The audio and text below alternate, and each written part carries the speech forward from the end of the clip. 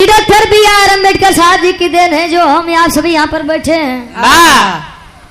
आप लोग बैठे हैं, विरह को सुन रहे हैं और हम खड़े होकर के विरह गा रहे हैं। सूरज यदुवंशी जी विरह गा रहे हैं।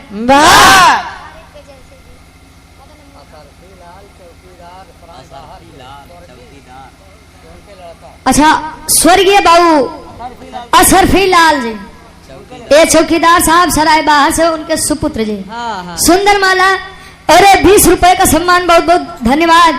कवि जी 4 लाइन भूमिका के अंदर बहा देते हैं, कैसे?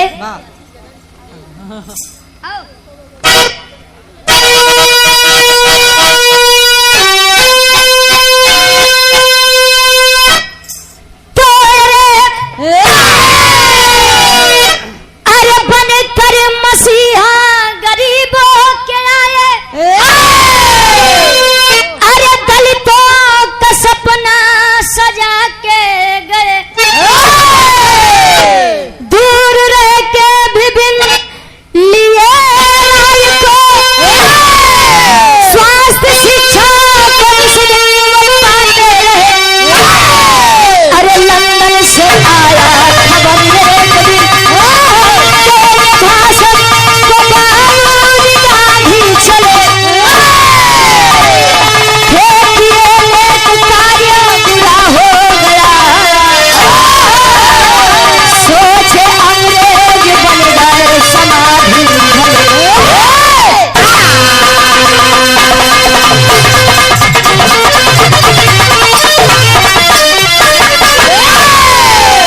अरे बनकर मसीहा गरीबों के आए, दलितों का सपना सजाते रहे। अच्छा, एक बात बा गुरुजी। हाँ जी।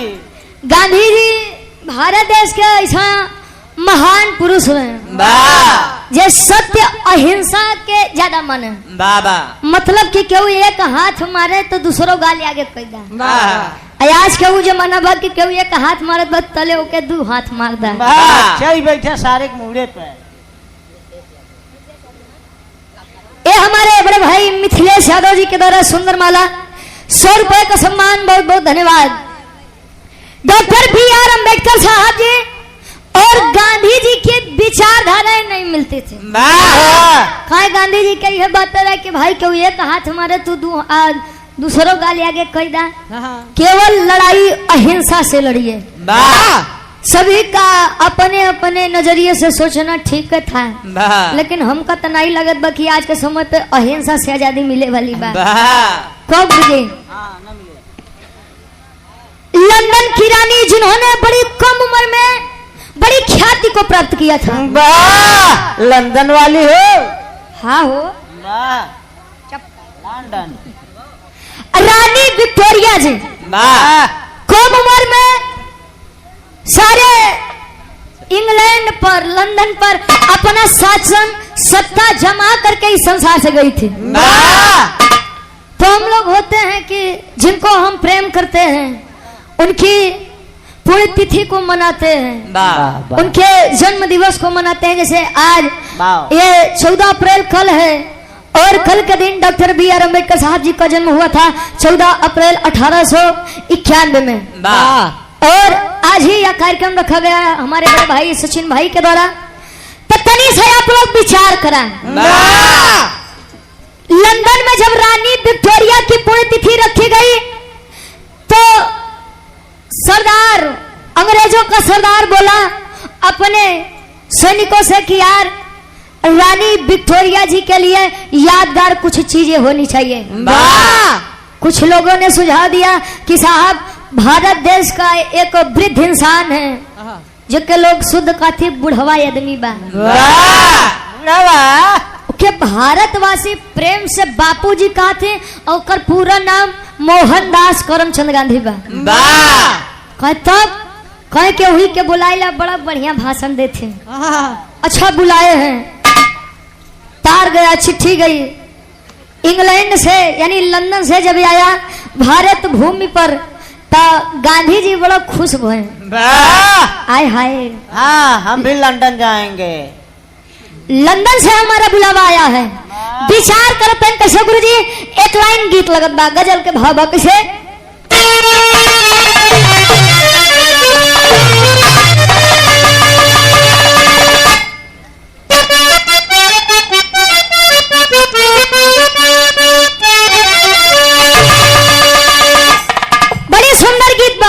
वाह बढ़ला तुम्हें बढ़े के हम हुई।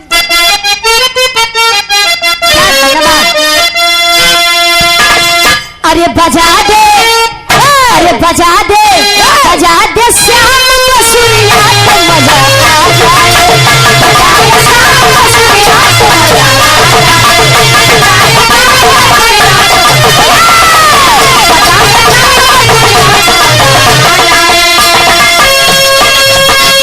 दे श्याम बसुरिया तो मजा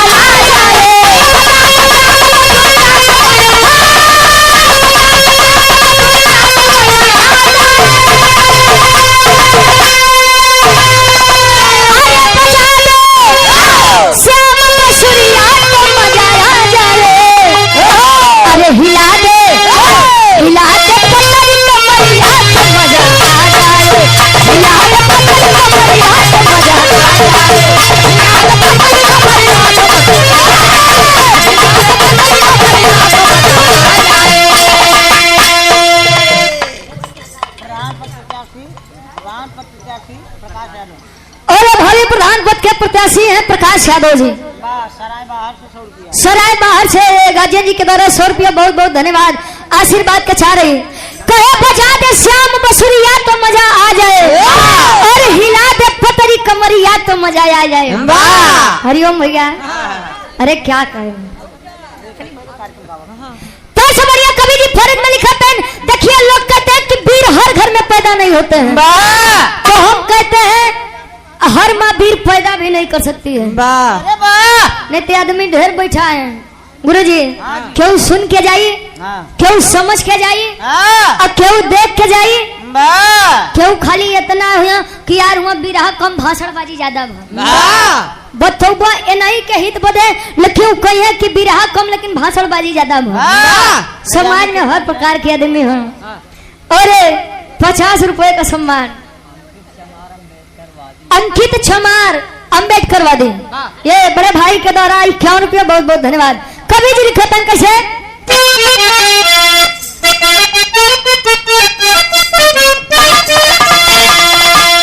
अरे दिखाया, अरे दिखाया जंगल में जौहर ऐसा कोई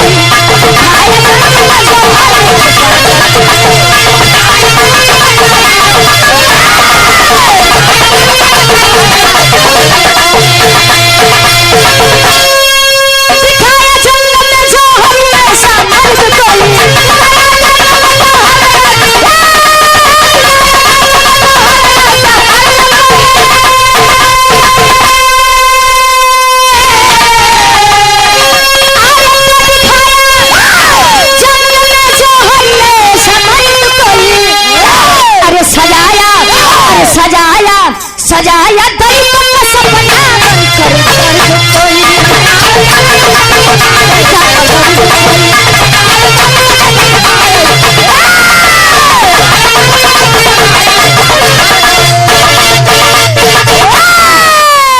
दिखाया जंग में जौहर बनकर मर्द कोई। मर्द बड़ा खुला प्रवृत्ति के इंसान होते हैं। रामायण अगर आप लोगों ने देखा होगा तो रामायण में मुझे रावण की एक बात बड़ी अच्छी लगती है। उसने कहा कि रावण मर सकता है लेकिन झुक नहीं सकता है। यही होते हैं मर्द। क्यों जानते हैं? क्योंकि जीवन जिंदगी में कई बार मिला है और जो डर डर के जिएगा वो जिंदगी में एक बार नहीं पता नहीं कितनी बार मरेगा। कायर है। और जिंदगी जो निडर होकर के जीता है वो जीवन में केवल एक ही बार मरता है, वो भी अपनी मौत पर मरता है। खाओ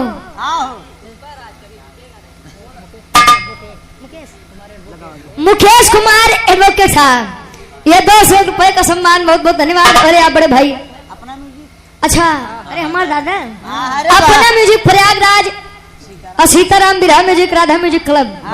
अरे बाहर राजा दशरथ तीनों पूरा हो गया। हाँ ये गार्जियन जी के द्वारा 100 रुपए का सम्मान बहुत बहुत धन्यवाद आशीर्वाद के चारे के हम अच्छी अपनी कला में कामयाब रहे। कहानी का शुरुआत बा कैसे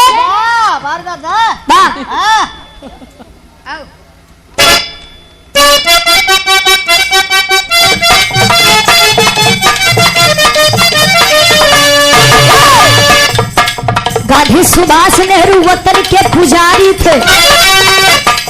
गांधी सुभाष नेहरू वतन के पुजारी थे। बापू आंदोलन की लड़ाई किए जा।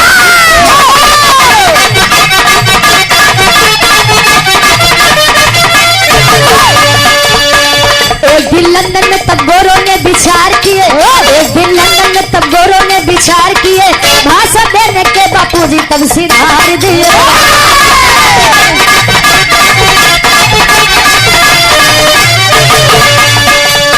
रखी तस्वीर में गांधी जी चुम्मा लेते।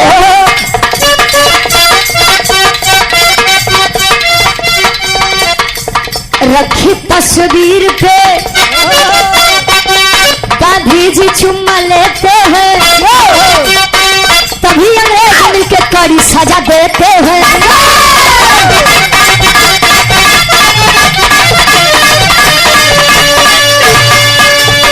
खत्म फांसी की जगह भीमराव जी आए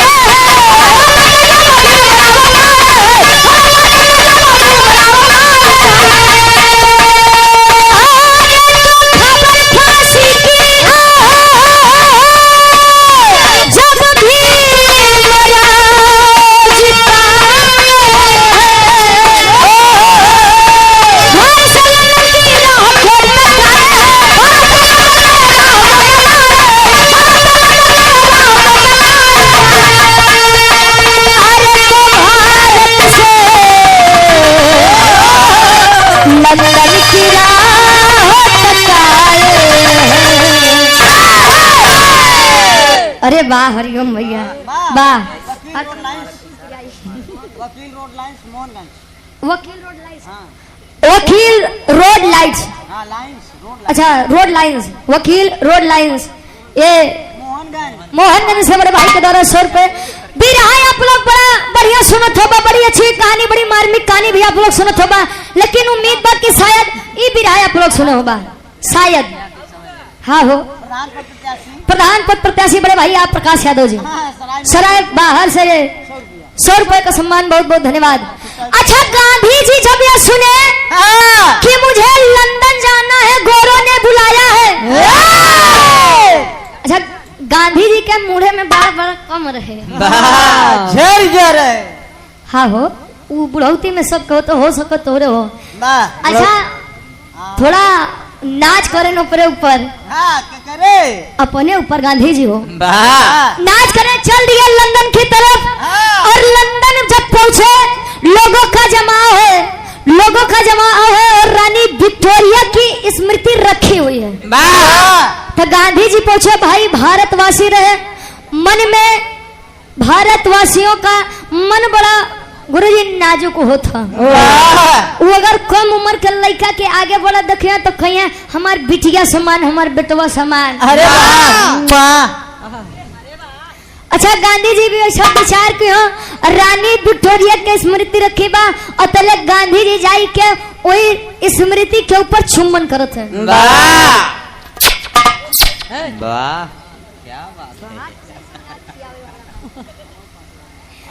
अच्छा जब गांधी जी रानी विक्टोरिया के स्मृति पर चुम्बन किए ये बात अंग्रेजों को बड़ी खराब लगी। अंग्रेजों का सरदार बोला अबे साले मुंह धोया था कि नहीं। कहीं ये बताओ ये तुमको कहाँ से लगता है कि ये बढ़िया भाषण देगा। अरे ये तो बुढ़ा बड़ा अय्यास निकला। ये बुढ़ा यानी गांधी जी को कहे कि अबे ये बुढ़ा तो बड़ा अय्यास निकला। अब गांधी जी का हवा एकदम खराब। अरे यार हम तो कुछ करबो नहीं भय। यहाँ के आदमी कैसे मार गुस्सियात हो। अच्छा यार बिचारा करते हैं तो ले चारों तरफ से बंदूक कनपट्टी लगे जब सठी और अंग्रेजों का सरदार ऐलान कर दिया कि इस बुढ़े को आज से 5 दिन के बाद फांसी की सजा सुनाई जाएगी। खबर भिजवा दो। अच्छा भारत देश पे चिट्ठी भेजी गई कि भारत देश से एक बुढ़ा आया था जिसका नाम मोहनदास करमचंद गांधी था। उसे आज से 5वें दिन के बाद फांसी की सजा सुनाई जाएगी। अब भारत भूमि के आदमी परेशान की यार अंग्रेजन से वकालत करे के जाई गांधी जी का के छोड़ाई। अगर गांधी जी नहीं रही हो तो क्या हुई हो। वाह अच्छा विचार करते ना चले बतिया डॉक्टर बी आर अम्बेडकर साहब जी के पता चली डॉक्टर बी आर अम्बेडकर साहब जी ऐलान करत हैं कौन चीज के एक लाइन गीत लगत बा कोनो लड़का कोनो खूबसूरत लड़की के देख के कहे का कहे अब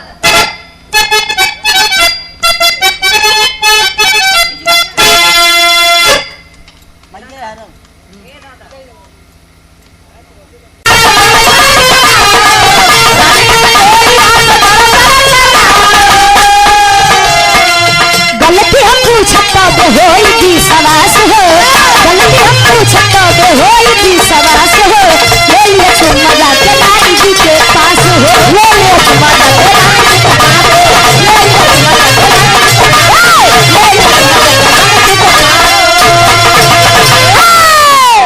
गांधी जी बतावे कि मैंने उसको केवल अपनी पुत्री के नजर से देखा था वाह और एक पिता अपनी पुत्री को प्रेम करता है तो देखा था आप लोग अगर कोनो पिता कोनो दादा बाबा अगर अपने लड़कन के ऊपर प्रसन्न हुई खुश हुई बड़ा प्यार आई तब माथे पर चुम्बन कर देते मैंने केवल पाक और साफ इरादे से चुम्बन किया लेकिन इन लोगों ने मुझे गलत समझ लिया कहीं बस इतनी बात बाबू तो कुछ हो नहीं कुछ हो नहीं बा अच्छा आए अंग्रेज के पास कहे हमने गांधी जी से तो मिल लिया अब रानी विक्टोरिया कहाँ है आप उन्हें लेकर आओ कहे बे दिमाग खराब है रानी विक्टोरिया से मैं तुम्हें कैसे मिला सकता हूँ कहे क्यों नहीं विनीत कुमार बादल कुमार विनीत कुमार और बादल कुमार दोनों भाइयों को दरा 100 रुपया सराय बाहर से कहे कि मैं कैसे मान लूं कि गांधी जी ने चुम्बन किया अगर रानी विक्टोरिया इतनी ही अच्छी होती तो जब गांधी जी उनको चुम्बन कर रहे थे तो उन्हें हट जाना चाहिए था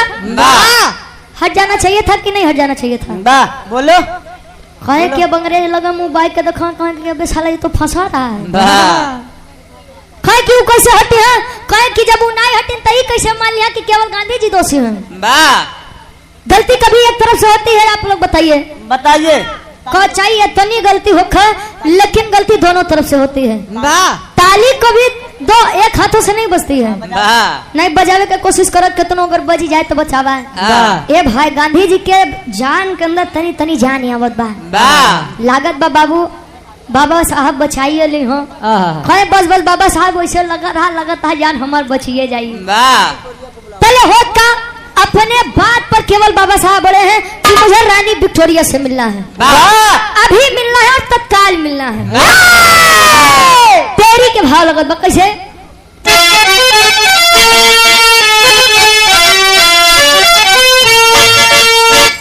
अरे राम बचाए गांधी जी के जनवा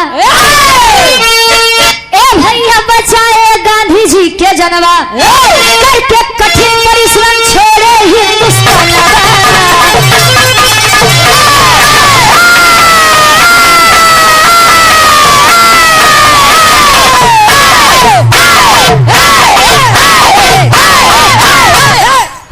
भाई फोन डल में काट थे ऐसा न हो कि 20 तारीख तक बाहर तो हमसे हम लागत बा दरअसल अबे गुरुजी प्रयागराज के शेर हैं का करबा लागत बा परसों तक की बेचारू नया ढोल लेवे के नौबत कह दे कहे बचाए गांधी जी के जन्मा कई के कठिन परिश्रम छोड़े हिंदुस्तानवा बचाए गांधी जी के जन्मा अदालत लगी अंग्रेजों का सरदार बैठा है अंग्रेज भी बैठे हैं गोली ताने गांधी जी के ऊपर केवल भीमराव अम्बेडकर साहब देखते हैं कि अब कैसो इनके छुड़ावे के बाद कहीं कि देखिए महाराज मैं आखिरी बार कह रहा हूँ कि आप मुझे मिलाइए रानी विक्टोरिया से मैं अभी क्लियर कर दूंगा कि गांधी जी फांसी के लायक है कि नहीं है आखिरी प्रमाण बा कैसे बिरा के आखिरी तरह लगत बा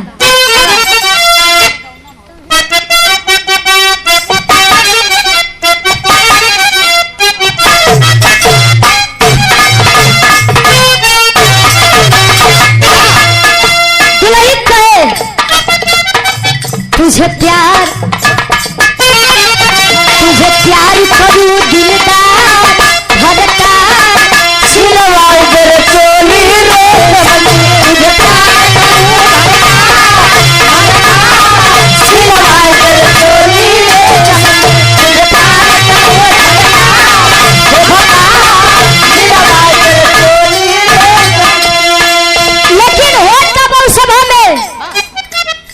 बांध ले भैया, हाँ बांध ले, ढेर मेहनत कर रहा तू, तले हमारे भैया मोहाएंगे तोरे ऊपर। वाह अरे वाह क्या कहना, सभी अंग्रेज बैठे हैं, आंखें लाल है सभी की, और कह रहे हैं सब गोर की आंखें लाल, लाल सुन करके बातें मौन हुए, सब गोर की आंखें लाल, लाल सुन करके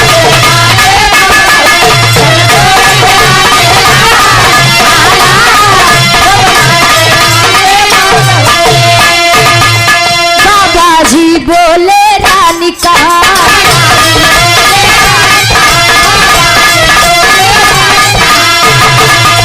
गांधी जी को भी लाओ वहाँ,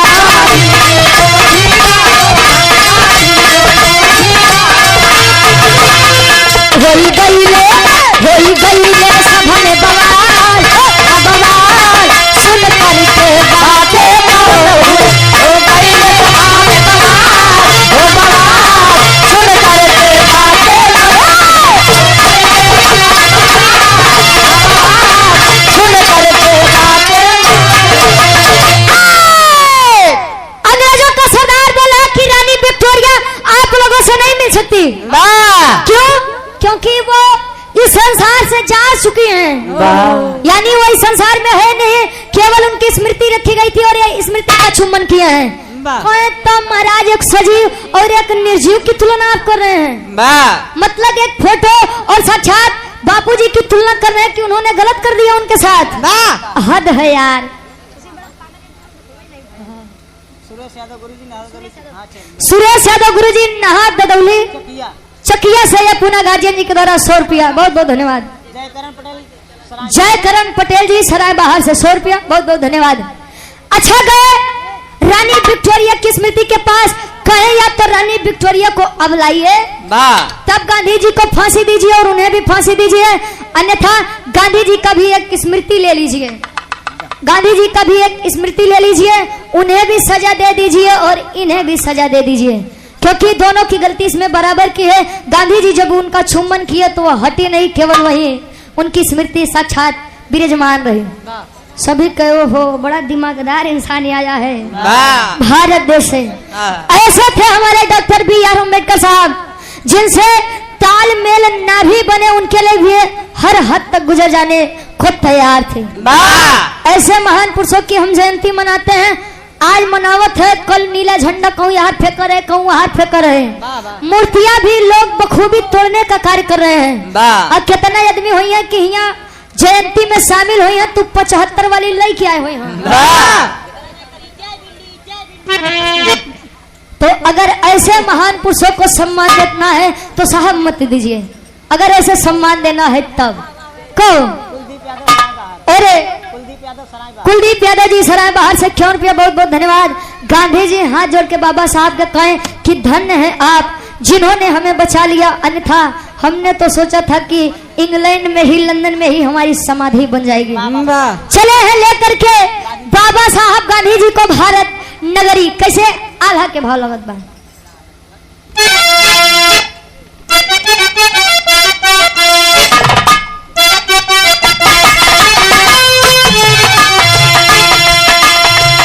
देश के करनवा वीर दई दिहल जनवा बाबू, देश के करनवा वीर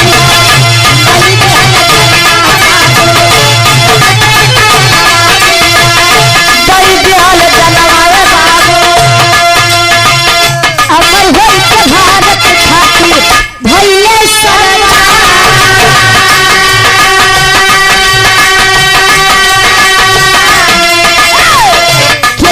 शहीदावन के नाम जाहि बाटे भैया।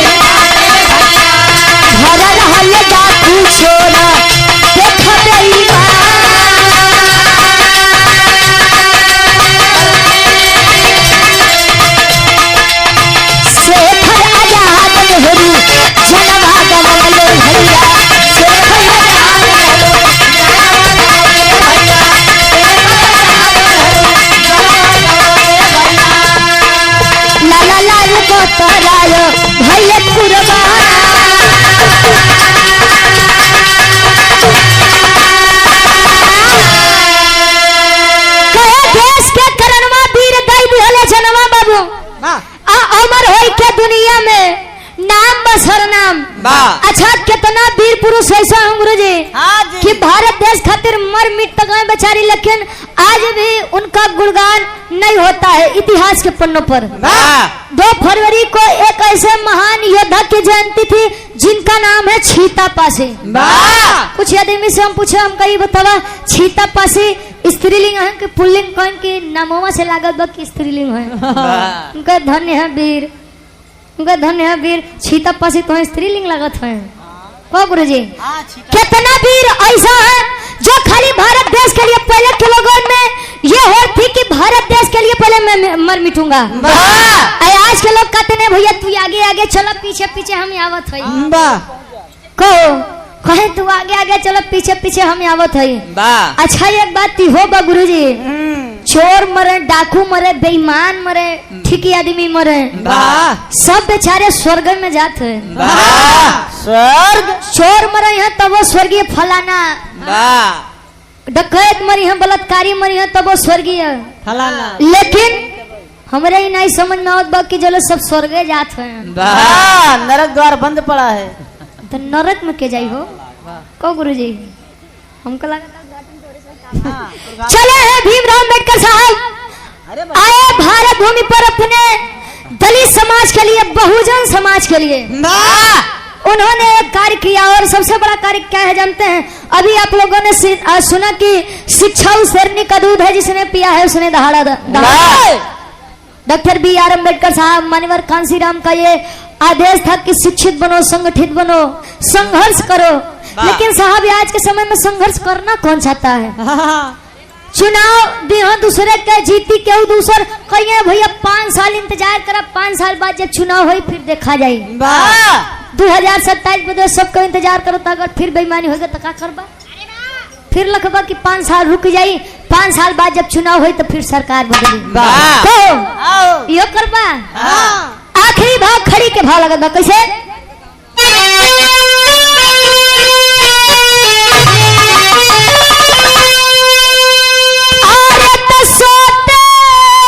बहुजन के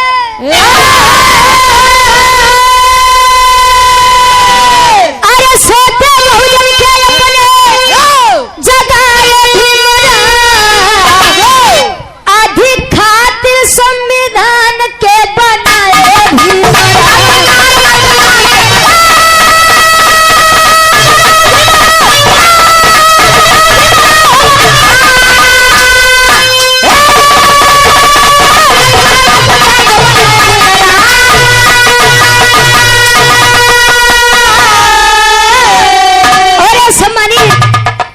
क्या कहना, ये है संस्कार दखलाया जो पलियन के तना तक बात गोड़वा बचाए रहुआ काहे गोड़ बचई हो पायल न निकाले पावा तो हम चोर लागत बा का माथे पे लिखा बा सब बहरहाल डकैत तो तू है लेकिन तोरे माथे पे नहीं लिखा बा। अरे अतुल भाई की पूजनीय दादी जी, सचिन यादव भैया की पूजनीय दादी जी, ये गार्जियन जी के द्वारा सुंदर माला और 200 रुपए का सम्मान देखा। बाबा हमारे बड़ा ध्यान से देखा तो है। कहे सोते बहुजन के अपने जगाए भीमराव, तभी खातिर संविधान के बनाए भीमराव। लोग कहते हैं संविधान हमें वह देता है कि बराबर बैठ जाए, हम बराबर बैठ के भोजन कर ले। संविधान में अनुच्छेद 17 के अनुसार छुआछूत का बीमारी का अंत कर दिया गया था, लेकिन आज भी समाज में व्याप्त है। आज भी यह है कि कुत्ता बर्तन में पानी पी सकता है। आज भी दलित समाज के लोग चले जाएंगे वो पानी पीने, कहीं उनका बर्तन अलग कर दा काम लगे बा। जब यहाँ तले हम पानी दे दो वो खुश रही है, तू खुशे रह बा। तो कब तक चलेगा साहब, और कब तक चलेगा? क्या डॉक्टर B.R. अम्बेडकर साहब का यही सपना था कि 14 अप्रैल को बड़े धूमधाम से मनाइएगा, दारू पीजिएगा, मुर्गा मछली का सेवन करिएगा, सम्मान करिएगा, जय जय भीम करिएगा, और अगले दिन भुलाई जाए कि गवैया इनका कहीं चल दी। ये कहने के लिए, ये करने के लिए उन्होंने भारत भूमि के लिए कुर्बानी नहीं दी थी। इसीलिए सम्मान करिए अपने महान पुरुषों का जो इस भारत भूमि के लिए जी कर गए और हमें आपको इतना बरियार अधिकार और संविधान में अधिकार देकर गए कि हम सब भी भारत के नागरिक हैं और हमें भी हंसने, बोलने, खेलने, खाने का अधिकार है, पढ़ने का अधिकार है। आखिरी में खन्नान के परिचय बा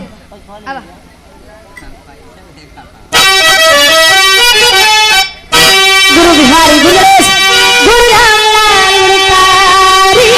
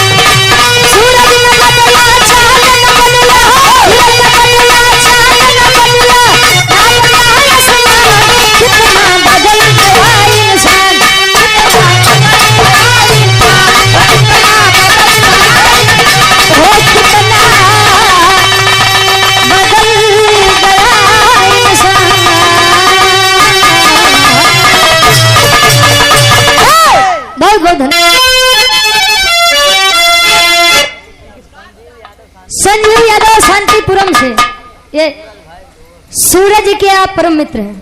अच्छा, ये गार्जियन जी के द्वारा 100 रुपया बहुत बहुत धन्यवाद। हाँ, विराट सम्राट स्वर्गीय दादा श्री राम कलाश यादव जी का मत। हाँ। राजा हो तो हम कैसे मनाए, राजा हो तो हम कैसे मनाए, दादा हो तो हम कैसे मनाए, दादा हो भाई कैसे मनाए। अरे रतिया में उनके लाया गयो भाई, दादा हो। आओ अरे यार हम दादा बुलाए तो तू काहे बोलत है? दादाई बोलत है। अरे जी यार दादा तले दादी ऐसा न हो कि फिर हमें पर या हमार बुढ़ऊ कहाँ चली गए। ये बूटी दादा कतौ न दे रे ई बूढ़ी के छोड़ के। अरे बात क्या कहना, अरे रतिया में उनके लाया गयो भाई, दादा हो तो हम कैसे मनाए, दादा हो तो हम कैसे मनाए। रतिया में दाई के लाया गयो भाई, रतिया में दाई के लाया गयो भाई, दादा हो दादी कैसे मनाई, दादा हो दादी कैसे मनाई, दादा हो दादी कैसे मनाई। कहे अच्छा दादा हो तो अच्छा दादी कैसे मनाई हम के जानो था? कैसे? केवल ए जी हाँ पानी लाई। हाँ ये बुढ़ऊ पानी ओनी पीबाओ। अरे बस कर यार। कबाई से तू दोपहरिया कबाई का घूमत आया। अरे वाह। अभिषेक कुमार पटेल जी ये इस गीत को हमारे बड़े भाई सोशल मीडिया पे बड़ा प्यार देते हैं, बहुत बहुत धन्यवाद भाई। 51 रुपया। एक बात हमारे दादी और कहा कैसे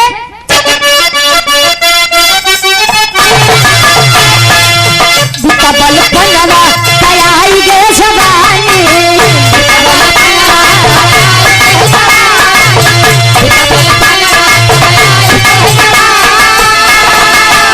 अरे रही रही के रही रही के, अरे रही रही के सरिया आई, अरे रही रही के सरिया आई, दादा हो तो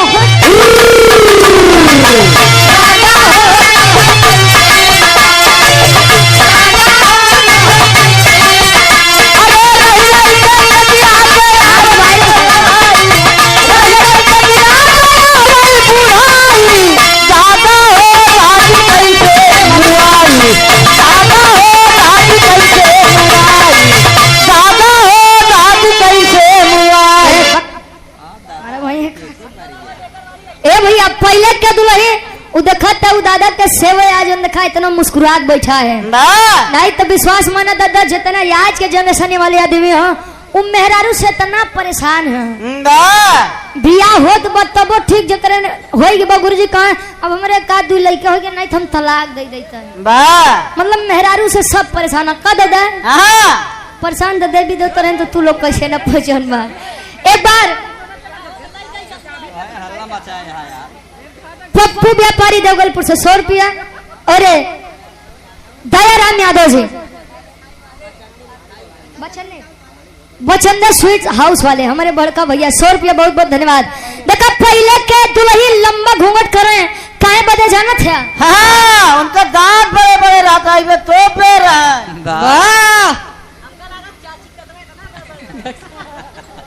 ना आज जोड़ी भगवान सही मिला यहाँ बहुत बहुत धन्यवाद। पहले के दुल्ही मांग भर के सेनूर लगावे ऐसा कि हमार दुल्हा का लंबी आयु होख। आज के दुल्ही तनी सा टीक लिया वो टीके के बाद गुरुजी बार के उल्टा झाड़ लिया ऐसा न हो कि क्योंकि पता लगे कि कर बिया भवा काहे बदे जानो था। ये जल्दी मरे दूसरे के जाई वाह तोहर वाली कितना लगा था एकर वाली बेलचस लगा तबे लगत बा कि अबे जियो थन बचारू। एक लाइन दादा खाती रहूंगा वो के बाद सूरज जी के नंबर रही कहे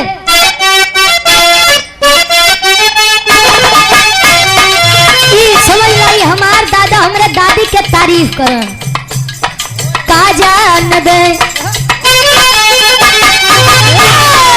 कहे जान ले जैसे हमार मलकिन होई कार मलकिन। अरे दादा क्या यार पगले है का कहे जैसे हमार मलकिन है वैसा मलकिन क्यों होबो न करी हो कहे काहे बड़े कहे सुनो बताओ तो हमरे मलकिन और बाकी में अंतर का बा का जान दे शहर वाली का जाना का जान दे शहर वाली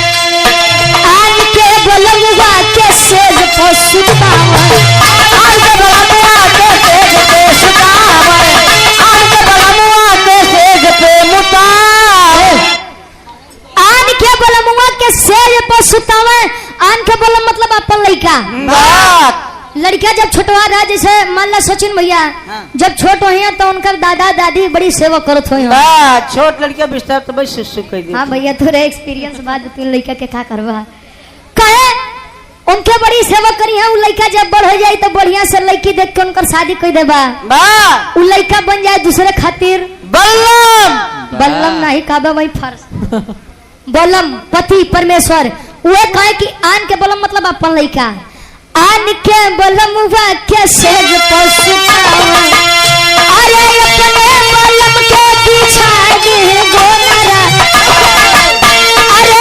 अपने बलम के पीछा दे गोनरा का जान दे शहर वाली का जाना का जान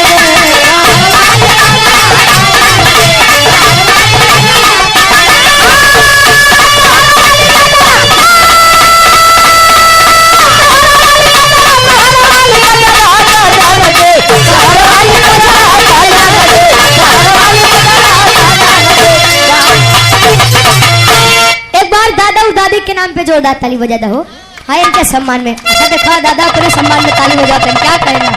बहुत बहुत धन्यवाद। सूरज जी के नंबर पर आप लोग हर्ष आनंद ले जा और पुनः से अभिषेक कुमार पटेल बड़े भाई हम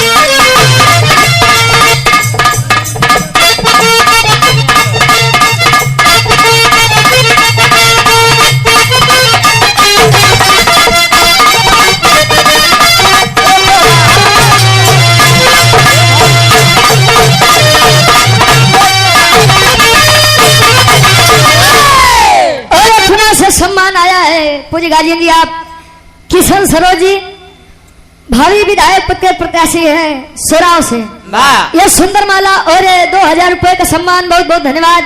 बड़े भाई आप राजीव यादव जी पड़ीला से 100 रुपए और सुंदर गुलदस्ता देकर सम्मान किया गया। और ये बड़े भाई आप संदीप यादव मंत्री जी के द्वारा भी बहुत सारा पुरस्कार बहुत बहुत धन्यवाद। डीएन यादव पड़ीला से ये 20 रुपए का सम्मान बहुत बहुत धन्यवाद। बड़ी सुंदर महफिल बा बड़ी बढ़िया बढ़िया बात आप लोग सुना।